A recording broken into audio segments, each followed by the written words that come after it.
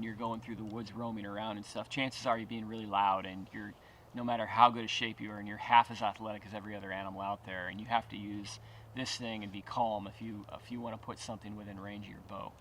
Um, I don't believe that the muskrat made Donnie sick.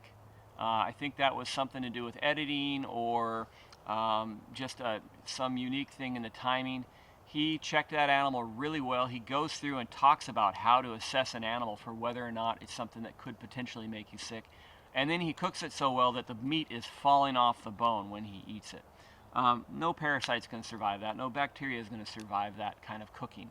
So either something in the cleaning process of the animal got him sick, or maybe he went in there with something that was already kind of working its way into his guts or whatever. But you don't eat an animal and then 2 hours later you're sick from it. It takes longer than that for parasites and bacteria and all that to set up house. Cryptosporidium and Giardia, the two most common diseases that people get from drinking untreated water, for example, they have an incubation period of like 7 to 10 days. So for Donnie to be sick shortly after eating his muskrat, I think something else was going on that maybe he or all of us weren't aware of, but it doesn't add up to me because that muskrat was really well cooked. Michelle comes in next with her news anchor kind of her news anchor thing and being really funny. Michelle's got a great sense of humor.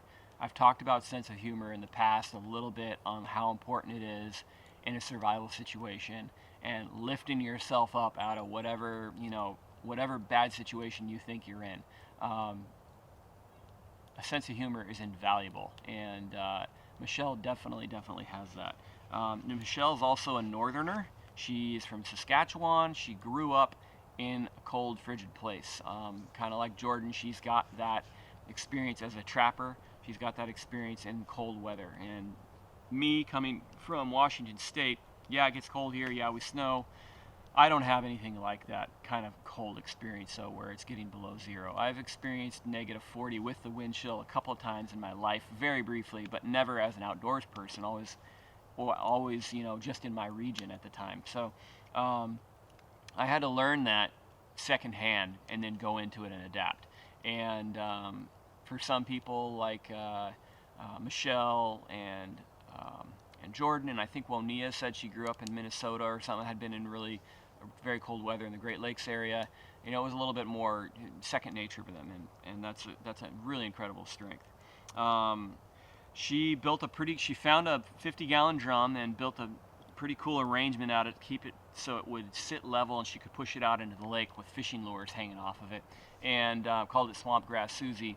And I thought that was very clever. I actually found a number of barrels while I was out there, and I did find other uses for them. I did think about using them on floats for the lake, but I never did kind of come up with something that really panned out in my mind. And what I was really curious about when she launched that thing is how did it stay out there?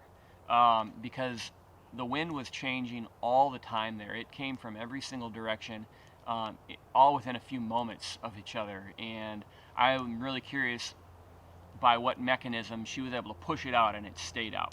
I'd really like to know that a little bit. I'll probably try and have a chat with her sometime about it. Shortly after that,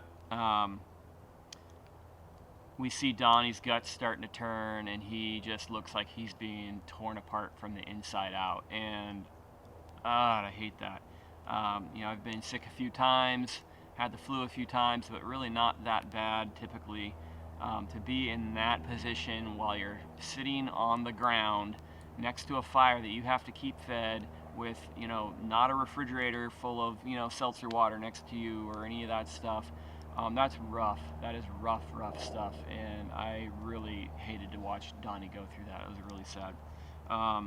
Donnie, like I said, serious freaking contender, and it was a total fluke thing that took him out. And had that not happened, we might all still be out there trying to outlast Donnie. So that's kind of my recap of the show and who's on it, and new people were introduced.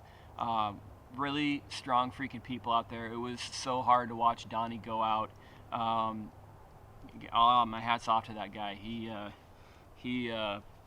He was a strong dude, and I hope to keep in contact with him. He's an amazing guy. He's doing work that I enjoy doing as well, and we're all lucky to have been introduced to him, and the fact that he's out in the world and has a YouTube channel and books that he's written. So go look up Donnie Dust. He's a neat guy, and wish him all the best. Thanks. You guys, hope you all are having a good life and seeing what's good in the world and out there being useful. This is Nathan Donnelly with Northwest Resilience, and you can also follow me at northwest.resilience on Instagram. Please like and subscribe my channel if you'd like to hear more. I'm going to be putting out several more videos this week on coming episodes, and the ones that I'm in are going to be a good deal more in depth than this one. So there'll be a lot more backstory to them. It'll be about, experiences that I had personally. So episode 3, which I'm about to shoot, is the next one. Thank you. Bye.